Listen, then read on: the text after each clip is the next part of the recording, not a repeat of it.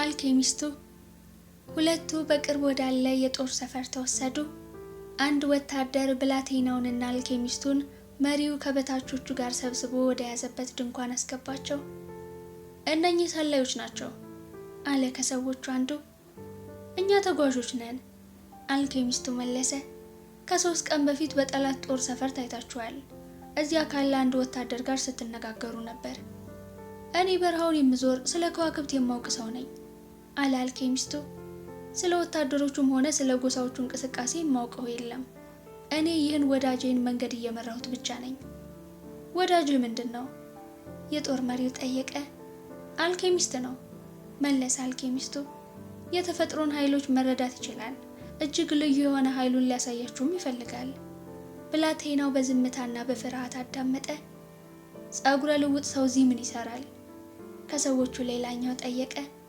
ለእናንተ ጎሳ ሊያበረክት ገንዘብ አምጥቶላችኋል አለ አልኬሚስቱ። ብላቴናው ከመናገሩ በፊት የብላቴናውን ቦርሳ ወሰደና የወርቅ መሐልቆቹን ከጦር መሪው ወሰደው። አረቡ ዝም ብሎ ተቀበለው። ብዙ መሳሪያዎችን ለመግዛት ይበቃዋል። አልኬሚስት ምንድን ነው? በመጨረሻ ጠየቀ። ተፈጥሮንና ለምን መረዳት የሚችል ሰው ነው። ከፈለገም ይህን ሰፈር በነፋስ ኃይል ብቻ ማጥፋት ይችላል። ሰዎቹ ሳቁ። ከጦርነት ጣጣዎች ጋር ተላምደዋል። ነፋስ ገዳይ ሆኖ ሊመታቸው እንደማይችል ያውቃሉ። ሁሉም ግን የልብ ምታቸው ሲፈጥን ተሰማቸው። በረሃኞች እንደመሆናቸው አስማተኞችን ይፈሯቸዋል። ሲያደርገው ማየት ፈልጋለሁ አለ የጦር መሪው። 3 ቀናት ያስፈልጉታል አልኬሚስቱ መለሰ። ኃይሉን ለማሳየት ሲል ብቻ ራሱን ወደ ነፋስነት ይለውጣል። ካልቻለ ለጎሳው ክብር ሕይወታችንን እንሰጠውታለን። የኔ የሆነውን ነገር ልትሰጡኝ አትችሉም አለ የጦር መሪው በትምክህተኝነት። ተጓዦቹ የጠየቁትን የ3 ቀናት ጊዜ ሰጣቸው። ብላቴናው በፍርሃት እየተንቀጠቀጠ ነበር። አልኬሚስቱ ከድንኳኑ ይወጣ ዘንድ አበረታታው። መፍራትህን አታሳያቸው አለ አልኬሚስቱ። ደፋሮች በመሆናቸው ፈሪዎችን ይንቋቸዋል። ብላቴናው ግን መናገር እንኳን አልቻለም። መናገር የቻለው በጦር ሰፈሩ መሃል ለመሃል የእግር ጉዞ ካደረጉ በኋላ ነው። እነሱን ማሰር አስፈላጊ አልነበረም። አረቦቹ ፈረሶቻቸውን ብቻ ነው የነጠቋቸው። እናም አሁንም ዓለሙ ስፍር ቁጥር የሌላቸውን ቋንቋዎችን ገለጠ። ከቅጽበታት በፊት ማብቂያ የለሽና ነፃ የነበረው በረሃ አሁን ሊጥሱት የማይቻል ግንብ ሆነ። ያለኝን ሁሉ ሰጣቸው ብላቴናው ተናገረ። ሕይወቴን ሙሉ ያጠራቀምኩትን ሁሉ። ብትሞት የምታገኘው ጥቅም ምንድን ነው? አልኬሚስቱ መለሰ። ገንዘብ ለ3 ቀናት ያህል አትርፎሃል። ብዙ ጊዜ ገንዘብ የሰውን ሕይወት አያተርፍም። ብላቴናው ግን የጥበብን ቃል መስማትን በጣም ፈርቷል። ራሱን ወደ ነፋስነት እንዴት መለወጥ እንደሚችል አያውቅም። እሱ አልኬሚስት አይደለም። አልኬሚስቱ ከወታደሮቹ አንዱን ሻይ እንዲያመጣለት ጠይቆት ሻዩን የብላቴናው እጅ ላይ ያፈሰሰበት። የእፎይታ ማዕበል በላዩ ላይ ያረፈ። አልኬሚስቱም ብላቴናው ያልተረዳቸውን ጥቂት ቃላት አነበነበ። ለፍርሃትህ እጅህን አትስጥ አለ አልኬሚስቱ ያልተለመደ ሞገስ ባለው ድምፅ። ከሰጠህ ከልብህ መነጋገር አትችልም። ያም ሆነ ይህ ራሴን ወደ ነፋስነት እንዴት መለወጥ እንደምችል አላውቅም። ሰው ዕጣ ፈንታውን የሚከተል ከሆነ ማወቅ የሚያስፈልገውን ነገር ሁሉ ያውቃል። ህልምን እንዳይሳካ የሚያደርገው አንድ ብቸኛ ነገር ውድቀትን መፍራት ነው። ውድቀትን አልፈራም። ራሴን ወደ ነፋስነት እንዴት እንደምለውጥ ስለማላውቅ ብቻ ነው። እንደሱ ከሆነ መማር ይኖርብሃል። ህይወትህ በሱ ላይ የሚወሰን ነውና። ባልችልስ? ዕጣ ፈንታን እውን በማድረግ ጉዞ መሃል ትሞታለህ። ይሄ ደግሞ የዕጣ ፈንታቸው ምንነት እንኳን ሳያውቁ እንደሚሞቱ ሚሊዮኖች ከመሞት በጣም ይሻላል። ሆኖም አትጨነቅ ቀጠለ አልኬሚስቱ። ብዙ ጊዜ የሞት ፍርሃት ሰዎችን ስለ ህይወቶቻቸው የበለጠ እንዲያውቁ ያደርጋቸዋል። የመጀመሪያው ቀን አለፈ። በጦር ሰፈሩ አቅራቢያ ከባድ ጦርነት ተካሂዶ ስለነበር በርካታ ቁስለኞች ወደ ጦር ሰፈሩ ተመለሱ። ሟቾቹ ወታደሮች በሌሎች ተተኩ። ህይወትም እንደነበረችው ቀጠለች። ሞት ምንም ነገር አይለውጥም ሲላሰበ ብላቴናው። ቆይተህም ልትሞት ትችል ነበር አለው አንድ ወታደር አንዱን የወገኑን አስከሬን። ሰላም ከወረደ በኋላ ልትሞት ትችል ነበር፣ ነገር ግን መቼም ይሁን መቼ መሞት አይቀርም ነበር። ቀኑ ሲመሽ ብላቴናው ገዴውን ይዞ ወደ በረሃው የሄደውን አልኬሚስቱን ፍለጋ ወጣ። አሁንም ራሴን እንዴት ወደ ነፋስነት መለወጥ እንደምችል አልታየኝም። ብላቴናው ደገመለት። የነገርኩህን አስታውስ። ይህ ዓለም የእግዚአብሔር በአይን የሚታይ ብቻ ገጽታው ነው። የአልኬሚ ተግባር ደግሞ መንፈሳዊ ፍጽምናን ከቁሳዊው ዓለም ጋር ማገናኘት ነው።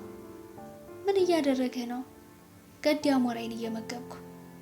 ራሴን ወደ ነፋስነት መለወጥ ከተሳነኝ መሞታችን ነው አለ ብላቴናው። ገዲህን ለምን ትመግበዋለህ? አንተ ትሞት ይሆናል አለ አልኬሚስቱ። እኔ ራሴን ወደ ነፋስነት እንዴት መለወጥ እንደምችል አውቃለሁ። በማግስቱ ብላቴናው በጦር ሰፈሩ አቅራቢያ ያለ ማማ ላይ ወጣ። ጠባቂዎቹ ፈቅደውለታል። ምክንያቱም ራሱን ወደ ነፋስነት መለወጥ ስለሚችለው አስማተኛ ሰምተዋል። እናም ሊጠጉት አልፈለጉም። ምንም ቢያደርግ በረሃውን ማለፍ አይችልም። የማግስቱን ቀን ሙሉ ከሰዓት በኋላ በረሃውን እየቃኘና ልቡን እያደመጠ አሳለፈ። በረሃው ፍርሃቱን እንዳወቀበት ብላቴናው ተረድቷል። ሁለቱም በአንድ ቋንቋ ነው የሚናገሩት። በሳልስቱ የጦር መሪው ከመኮንኖቹ ጋር ስብሰባ ተቀመጠ። አልኬሚስቱን ወደ ስብሰባው ጠራውና ራሱን ወደ ነፋስነት የሚለውጠውን ብላቴና እናይ ዘንድ እንሂድ አለ። እንሂድ አልኬሚስቱ መለሰ። ብላቴናው ትናንት ወደ ነበረበት ማማ ወሰዳቸው። ሁሉንም ይቀመጡ ዘንድ ጠየቃቸው። ትንሽ ጊዜ ይወስዳል አለ ብላቴናው። አንቸኩልም የጦር መሪው መለሰ። እኛ በረሃኞች ነን። ብላቴናው ወደ አድማሱ ተመለከተ። በርቀት ተራሮች አሉ። የአሸዋ ቁልሎች፣ አለቶችና በህይወት መሰንበት መቻል በሚያጠራጥርበት በዚህ በረሃ መኖርን የመረጡ እጽዋት አሉ። ለአያሌ ወራት የተጓዘበት በረሃም አለ። ያን ያህል ጊዜ ቢቆይበትም በጣም በትንሹን የሚያውቀው በዚያ በትንሹ ክፍል እንግሊዙን፣ ሲራራዎችን፣ የጎሳ ጦርነቶች እንዲሁም 50,000 የዘንባባ ዛፎችና 300 የውሃ ጉድጓዶች ያሉትን ኦሲስ አይቷል። ዛሬ ከዚህ ምን ትሻለህ? በረሃው ጠየቀው። እኔን በማየት ትናንት ያጠፋው ጊዜ አልበቃህም? የሆነ ቦታ የምወዳትን ሴት ይዘሃል አለ ብላቴናው። ያንተን አሸዋዎች ስመለከት እሷንም እያየኋት ነው። ወደ እሷ መመለስ እፈልጋለሁ። እናም ራሴን ወደ ነፋስነት መለወጥ እችል ዘንድ ያንተን እርዳታ ሻለሁ። ፍቅር ምንድን ነው? ጠየቀው በረሃው። ፍቅር የገዴው ከአሸዋዎችህ በላይ መብረር ነው። በእርሱ ምክንያት አንተ ምንጊዜም ግዳይ ይዞ የሚመለስብህ ለምለም መስክ ነህ። እሷ አለቶችህን፣ የአሸዋ ጋራዎችንና ተራሮችህን ያውቀዋል። አንተ ደግሞ ለእርሱ ቸር ነህ። የገዴው መንቆሮች የእኔን የራሴን ቁራሽ ይሸከማሉ አለ በረሃው። ለዓመታት ካለችኝ ትንሽ ውሃ እየመገብኩ ስለ ግዳዩ ሳስብለትና ግዳዩንም የት እንደሚያገኝ ስመራው ኖሬያለሁ።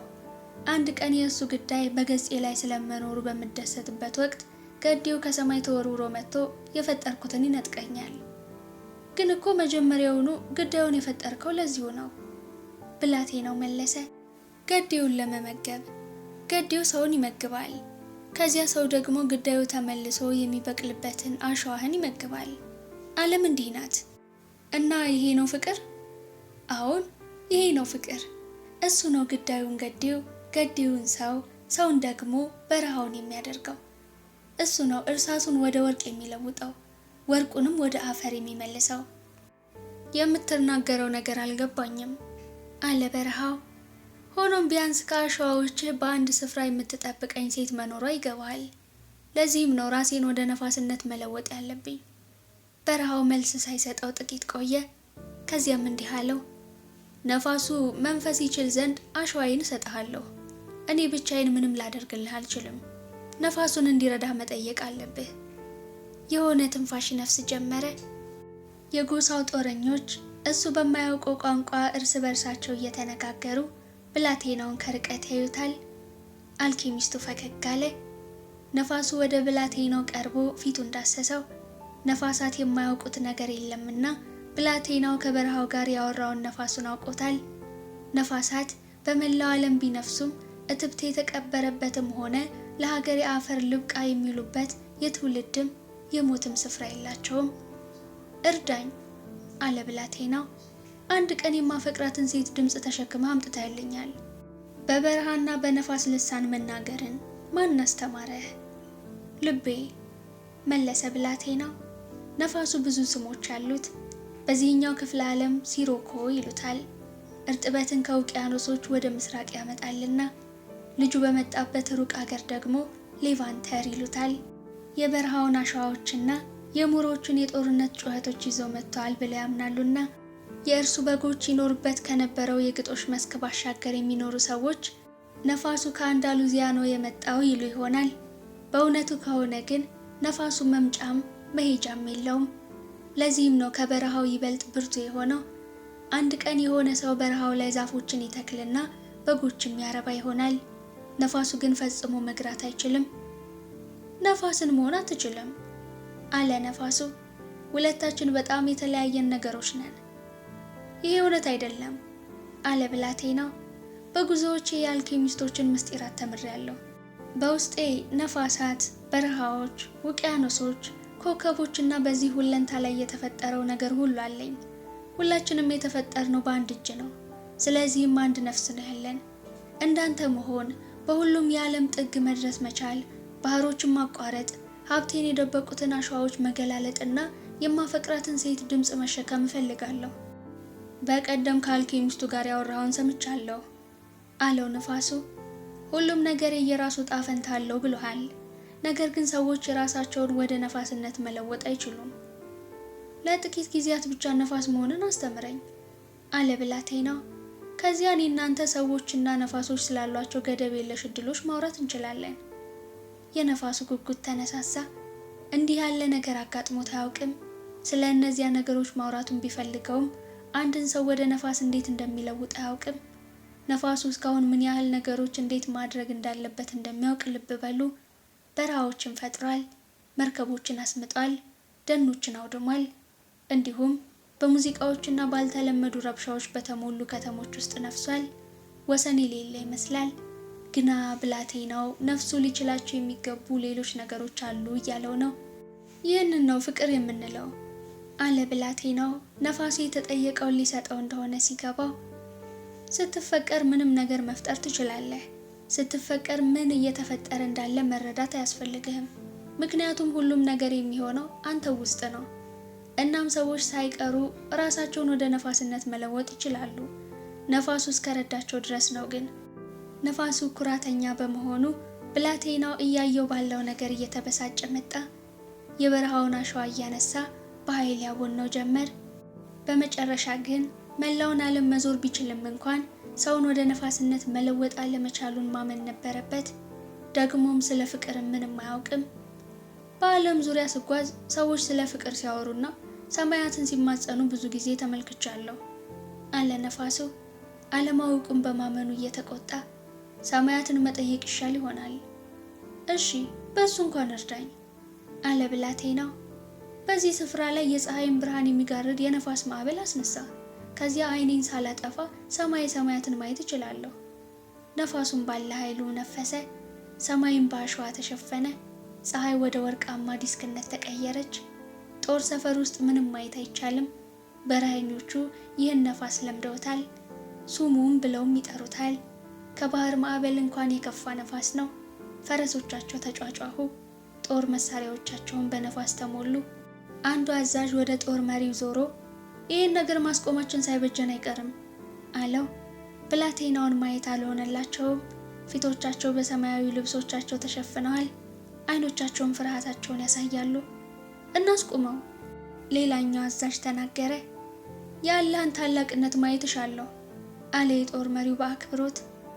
አንድ ሰው ራሱን እንዴት ወደ ነፋስነት መለወጥ እንደሚችል ማየት ፈልጋለሁ። ንግግሩ ይለሳለስ እንጂ ፍርሃታቸውን ያሳዩትን የሁለቱን ሰዎች ስም በጭንቅላቱ ጽፏል። እውነተኛ በረሃኞች ፈሪዎች አይደሉምና ነፋሱ እንደቆመለት እነዚህን ሁለት ፈሪዎች ከያሉበት እዝ ያስወግዳቸዋል።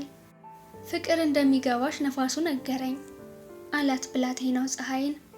ስለ ፍቅር የምታውቂ ከሆነ ደግሞ ስለ ሁለንታ ነፍስን ማወቅሽም አይቀርም። ምክንያቱም እርሱ ስሪቱ ከፍቅር ነውና። ካለሁበት ሆኜ አለች ፀሐይ የሁለንታን ነፍስ ማየት እችላለሁ። ከነፍሴ ጋር ይነጋገራል። በህብረትም እጽዋት እንዲያድጉ፣ በጎችን መጠለያ እንዲያገኙ እናደርጋለን።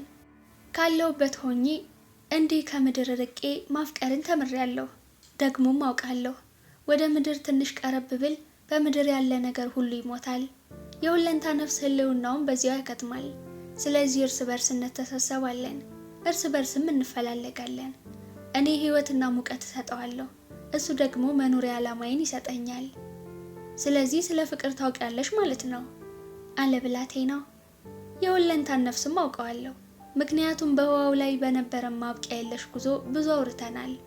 እስካሁን ድረስ ያጋጠመው ትልቁ ችግሩ ሁሉም ነገር አንድ መሆኑን መረዳት የቻሉት ማዕድናትና ተክሎች ብቻ መሆናቸው ነው። ብረት መዳብን ወይም መዳብ ወርቅን መሆን የለበትም። እያንዳንዱ እንደ አንድ ልዩ ፍጡር የየራሱን ትክክለኛ ተግባር ይወጣል።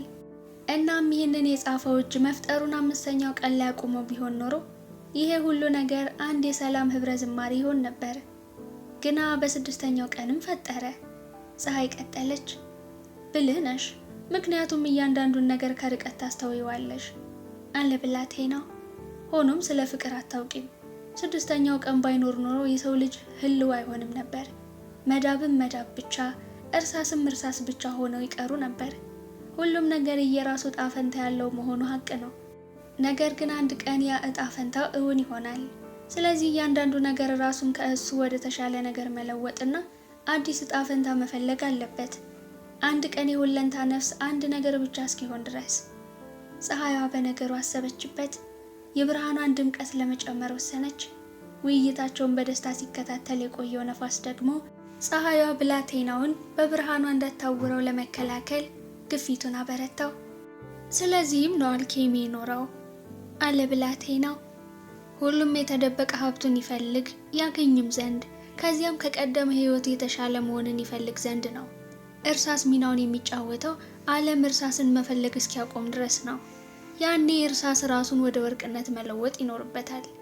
ይህንኑ ነው አልኬሚስቶች የሚሰሩት። ከሆነው የተሻለን ለመሆን ስንጥር በዙሪያችን ያለው ነገር ሁሉ የተሻለ እንደሚሆን ያሳያሉ። ታዲያ በምን ምክንያት ነው ስለ ፍቅር አታውቂም ያልከኝ? ፀሐይ ብላቴናውን ጠየቀችው። ምክንያቱም እንደ በረሃው እንቅስቃሴ አልባ መሆን ወይም እንደ ነፋሱ ዓለምን ማናወጥ ፍቅር አይደለም። እንዳንቺም በርቀት ሁሉን ነገር መቃኘትም ፍቅር አይደለም። ፍቅር የሁለንታ ነፍስ የሚለውጥና የሚያሻሽል ኃይል ነው። መጀመሪያ እንዳወቅሁት የሁለንታ ነፍስ ፍጹም መስሎኝ ነበር። ቆይቼ ግን እርሱም እንደሌላው መሆኑንና የራሱ መሻቶችና ጦርነቶች እንዳሉት ተረዳሁ። የሁለንታን ነፍስ የምንመግበው እኛው ነን። ስለዚህም የምንኖርበት ዓለም የተሻለ ወይም የባሰ የሚሆነው እኛ የተሻልን ወይም የባስን መሆን ላይ ተመስርቶ ነው። እዚያ ላይ ነው እንግዲህ የፍቅር ኃይል የሚመጣው። ምክንያቱም ስናፈቅር ምንጊዜም ከሆነው የተሻለን ለመሆን እንጥራለን። እናውን ከኔ የምትፈልገው ምንድን ነው? ጠየቀች ፀሐይ። ራሴን ወደ ነፋስነት ለመለወጥ እንድትረጅኝ ይፈልጋለሁ መለሰ ብላቴናው።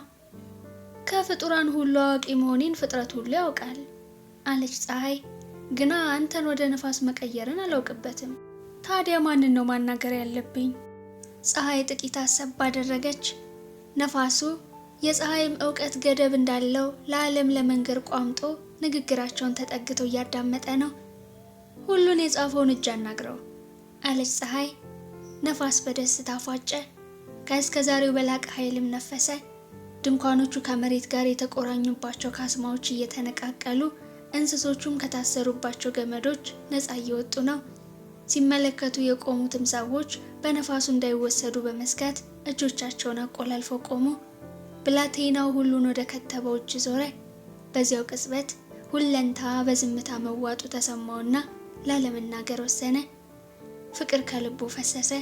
ብላቴናውን መጸለይ ጀመረ። ከዚህ በፊት ጸልዮት የማያውቀው አይነት ቃላት የሌሉበት፣ ተማጽኖዎችም ያልገቡበት ጸሎት። ጸሎቱ በጎቹ አዲስ ግጦሽ ስለማግኘታቸው ምስጋና አላቀረበም። ብላቴናው ብዙ ክሪስታል ይሸጥ ዘንድም አልተማጸነም። ያገኛት ሴት በፍቅር ጸንታ ተጠብቀው ዘንድም አልጠየቀም።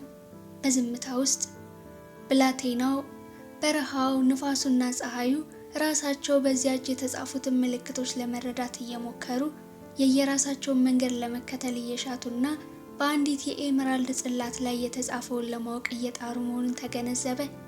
ንግሮች በምድርና በህዋ ላይ በየስፍራው ተበታትነው መገኘታቸውን፣ ከዚህ መገኘታቸውም ጋር ምንም አይነት ምክንያት ወይም ፋይዳ አለመያያዙን ተመለከተ። በረሃዎቹም ሆነ ነፋሶቹ፣ ፀሐይዋም ሆነች ህዝቡ ለምን እንደተፈጠሩ እንደማያውቁ ማየትም ቻለ።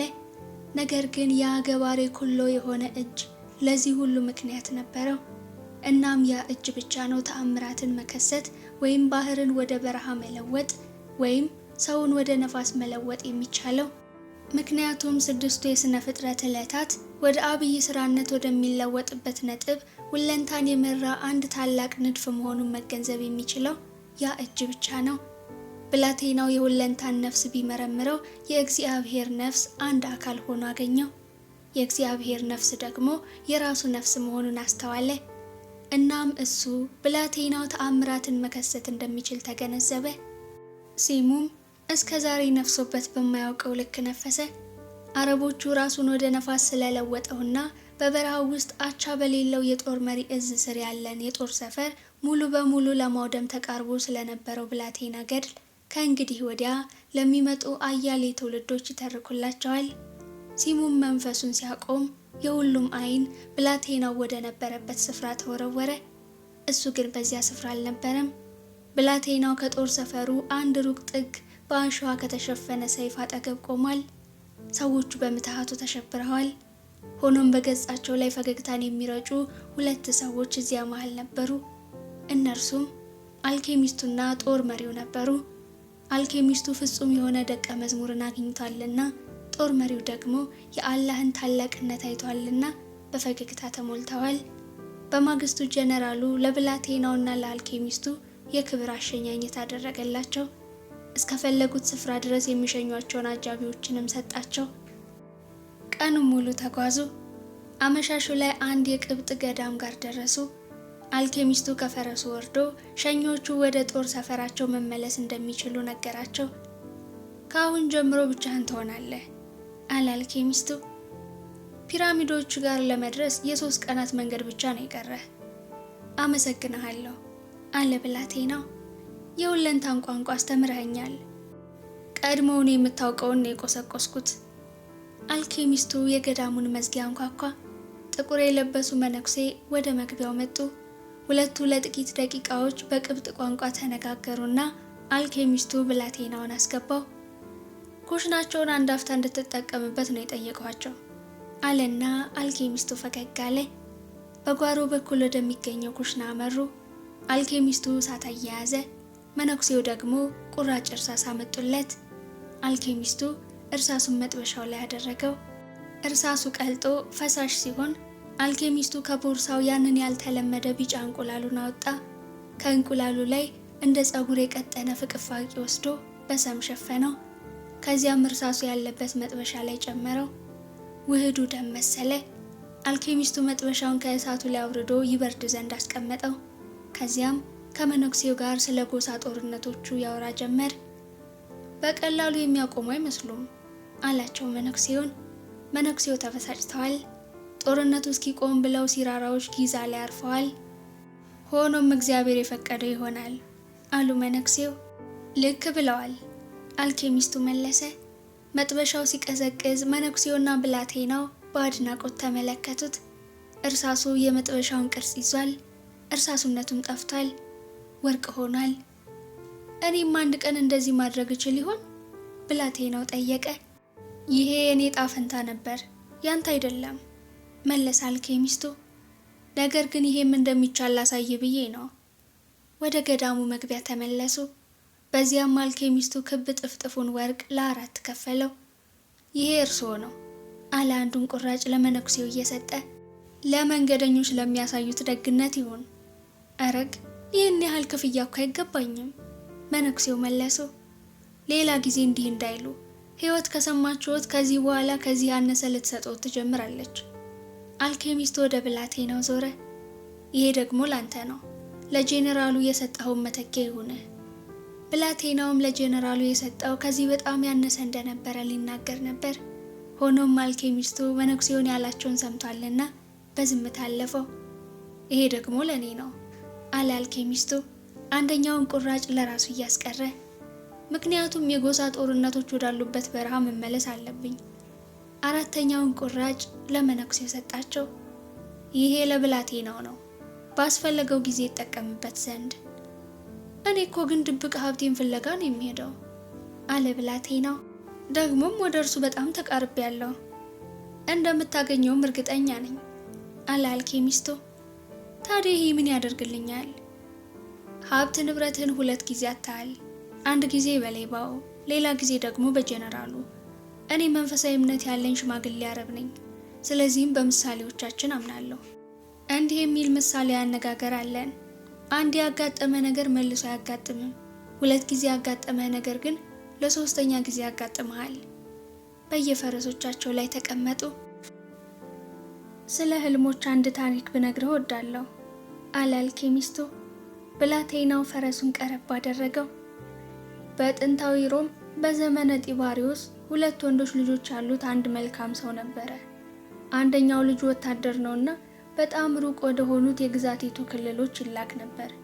ሁለተኛው ባለቅኔ ነበር። እናም መላዋን ሮም በውብ ስንኞቹ ያስደስት ነበር። አንድ ምሽት አባት ህልም አየ።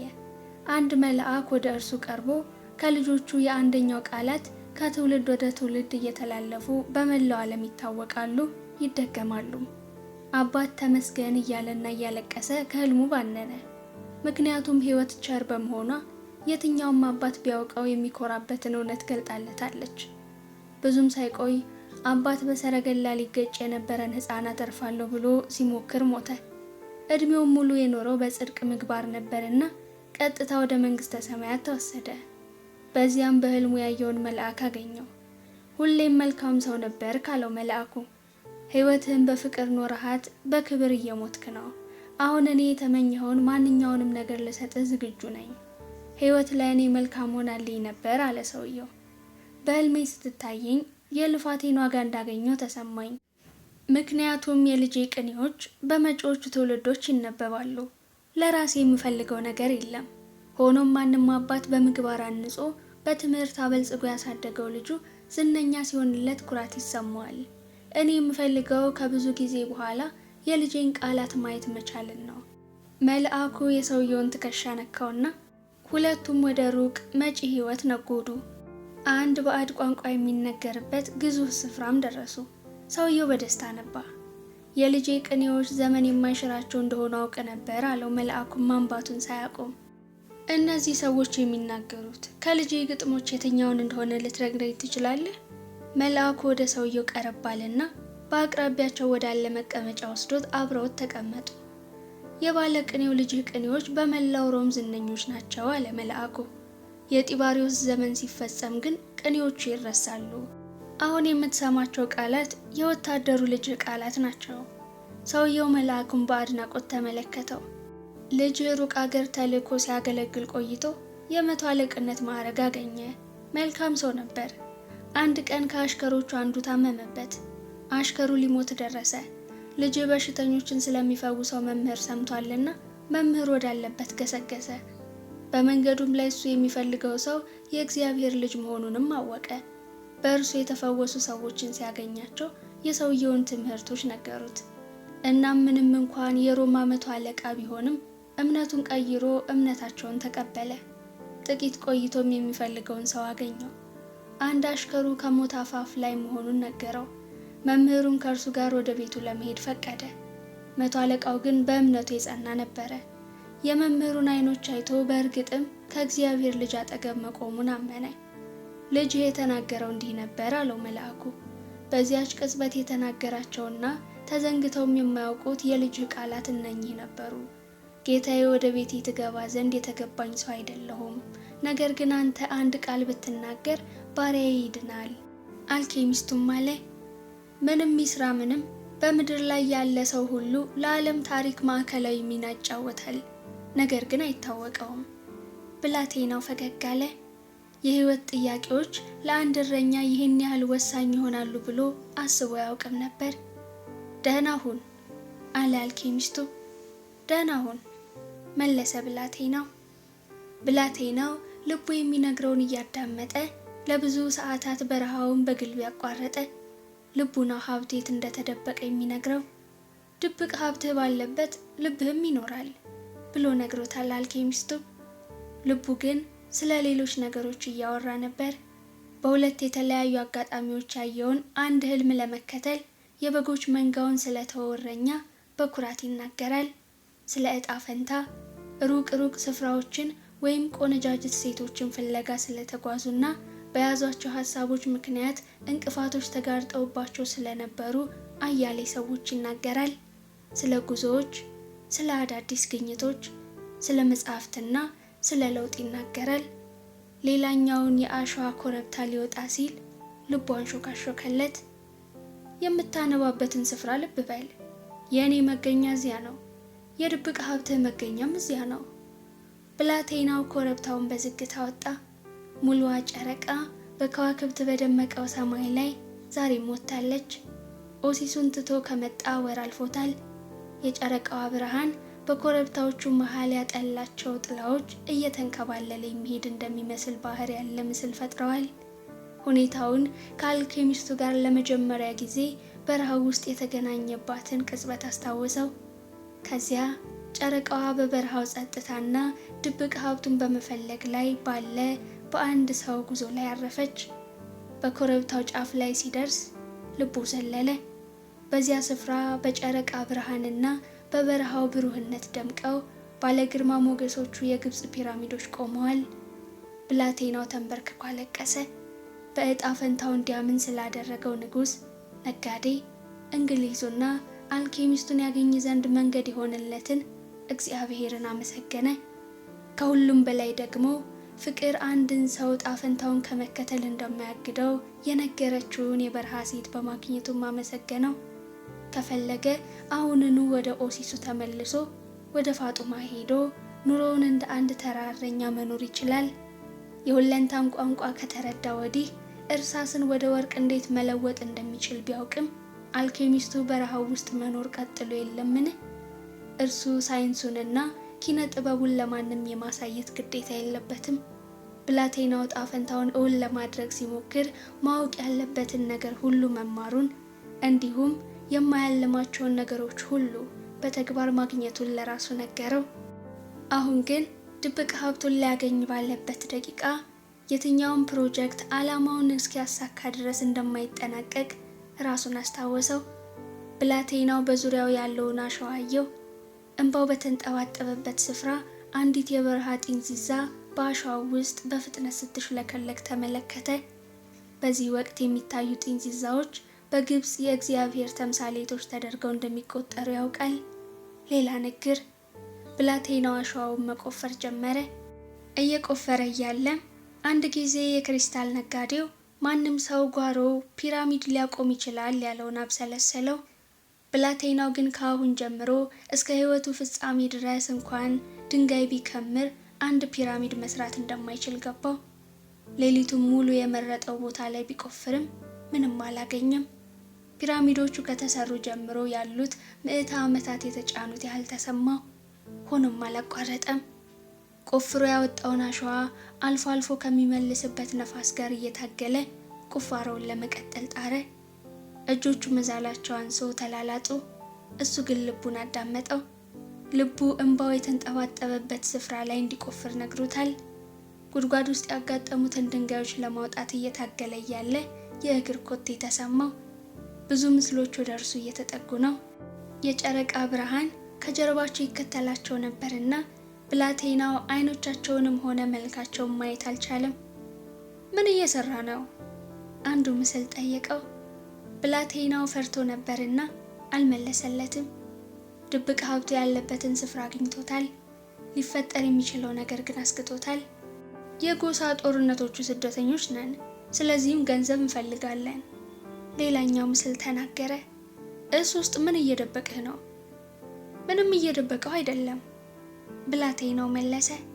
ሆኖም ከእነርሱ አንዱ ብላቴናውን ይዞ ከጉድጓዱ አስወጣው። ሌላኛው የብላቴናውን ቦርሳ ሲፈትሽ የነበረው ደግሞ ያንን የወርቅ ቁራጭ አገኘ። እዚህ ውስጥ ወርቅ አግኝቻለሁ አለ። ጨረቃዋ ብላቴናውን በያዘው አረብ ፊት ላይ አበራች። ብላቴናው በአረብ አይኖች ውስጥ ሞት ታየው። መሬት ውስጥ የቀበረው ሌላም ወርቅ ይኖረው ይሆናል። ብላቴናው ቁፋሮውን እንዲቀጥል አደረጉት። ምንም አላገኙም። ፀሐይዋ እንደወጣች ሰዎቹ ብላቴናውን መደብደብ ጀመሩ። ብላቴናው ቆሳስሎ እየደማ ነው። ልብሶቹ በላዩ ላይ ተበጫጭቀዋል። እሱም ሞቱ እንደተቃረበ ተሰማው። የምትሞት ከሆነ ገንዘብ ምን ያደርግልሃል? ገንዘብ የአንድን ሰው ሕይወት ሁሌም አይታደግም ብሎት ነበር አልኬሚስቱ። በመጨረሻ ብላቴናው ድብቅ ሀብቴን ለማግኘት ነው የምቆፍረው ብሎ ሰዎቹ ላይ ጮኸባቸው። አፉ ቢደማና ቢያባብጥም 2 ጊዜ የግብፅ ፒራሚዶች አጠገብ ስለተቀበረ ሀብት ህልም ማየቱን ለአጥቂዎቹ ነገራቸው። የቡድኑ መሪ የሚመስለው ሰውዬ አንዱን እንዲህ አለው፣ ሌላ ነገር የለውም፣ ይህንን ወርቅም ሰርቆት መሆን አለበት። ብላቴናው ራሱን ወደ መሳት ተቃርቦ አሸዋው ላይ ወደቀ። መሪው እየወዘወዘው መሄዳችን ነው አለው። ከመሄዳቸው በፊት ግን ወደ ብላቴናው ተመልሶ ነገረው፣ አትሞትም፣ ትኖራለህ። አንድ ሰው ይህንን ያህል ደደብ መሆን እንደሌለበትም ትረዳለህ። ከ2 ዓመት በፊት እኔም ስለዚሁ ስፍራ ተደጋጋሚ ህልም አይቼ ነበር። ወደ ስፔን ሄጄ እረኞችና በጎች የሚያድሩበትን አንድ የፈረሰ ቤተ ክርስቲያን መፈለግ እንዳለብኝ አለምኩ። በህልሜም በቤተልሔሙ ፍርስራሽ ላይ የበቀለ የዋርካ ዛፍ እንዳለና የዛፉን ስሮች ብቆፍራቸው የተቀበረ ሀብት እንደማገኝ ተነገረኝ። ሆኖም ገና ለገና ተደጋጋሚ ህልም አየሁ ብዬ ሙሉውን በረሃ የማቋርጥ ደደብ አይደለሁም። ሰዎቹ ከእይታ ተሰወሩ። ብላቴናው እየተንገዳገደ ተነሳና ፒራሚዶቹን መልሶ አያቸው። የሚስቁበት መሰለው። ልቡ በደስታ እየፈነደቀ መልሶ ሳቀባቸው። ምክንያቱም አሁን ድብቅ ሀብቱ የት እንደሚገኝ ያውቋል። ድህረ ታሪክ። ብላቴናው መሸትሸት ሲል የተራቆተው ትንሽዬ ቤተ ክርስቲያን ጋር ደረሰ። ዋርካው አሁንም እዚያው ትንሽዬ ቤተልሔሙ ስፍራ ላይ ነው ያለው። አሁንም ግማሽ በግማሽ በወደመው ጣሪያ በኩል ከዋክብቱ ይታያሉ። በዚህ ስፍራ ከበጎቹ ጋር የነበረበትን ጊዜ አስታወሰ። ሰላማዊ ሌሊት ነበረ ከህልሙ በስተቀር። አሁን ከበጎቹ ጋር አልመጣም፣ ከአካፋ ጋር እንጂ። ሰማዩን እየተመለከተ ለረጅም ጊዜ ተቀመጠ። ከዚያም የወይን ጠርሙሱን አወጣና ጥቂት ተጎነጨለት። ከአልኬሚስቱ ጋር በረሃ ውስጥ የተቀመጠባትና ከዋክብቱን እያዩ አብረው ወይን የጠጡባትን ምሽት አስታወሰ። ስለተጓዘባቸው በርካታ መንገዶችና እግዚአብሔር ወደ ድብቅ ሀብቱ የሚያደርሰውን መንገድ ለእርሱ ስለገለጸበት ያልተለመደ ዘዴ አሰላሰለ። በተደጋጋሚው ህልሙ ምክንያታዊነት ባያምን ኖሮ ከጂፕሲዋ ሴትዮ፣ ከንጉሱ፣ ከሌባው ወይም ከሌሎቹ ሰዎች ጋር አይገናኝም ነበር። ዝርዝሩ ብዙ ነው። መንገዱ ግን ንግሮቹ ውስጥ ተጽፏልና ልሳሳት የሚችልበት ሁኔታ አልነበረም አለ ለራሱ። ካንቀላፋበት ሲነቃ ፀሐዩ አከራ ነበር። የዋርካውን ስር መቆፈር ጀመረ። አንተ ሽማግሌ ጠንቋይ! ብላቴናው ወደ ሰማዩ ጮኸ። የማታውቀው ታሪክ የለም። ወደዚህ ቤተ ክርስቲያን መመለሻ እንዲሆነኝ ብለህ ሳይቀር ገዳሙ ውስጥ ወርቅ አስቀምጠህልኛል። ዝብትልትል ብዬ ወደ ገዳሙ ስመለስ መነኩሴው ሳቁብኝ። ከዚህ አደጋ ልታድነኝ አትችልም ነበር? አዎ፣ ንፋሱ የተሸከመው ድምፅ ተናገረ። ነግሬ ቢሆን ኖሮ ፒራሚዶቹን አታያቸውም ነበር። ውቦች ናቸው አይደል? ብላቴናው ፈገግ አለና ቁፋሮውን ቀጠለ። ከ1 ሰዓት በኋላ የስፔን የወርቅ ሳንቲሞች ያሉበት ካዝና አገኘ።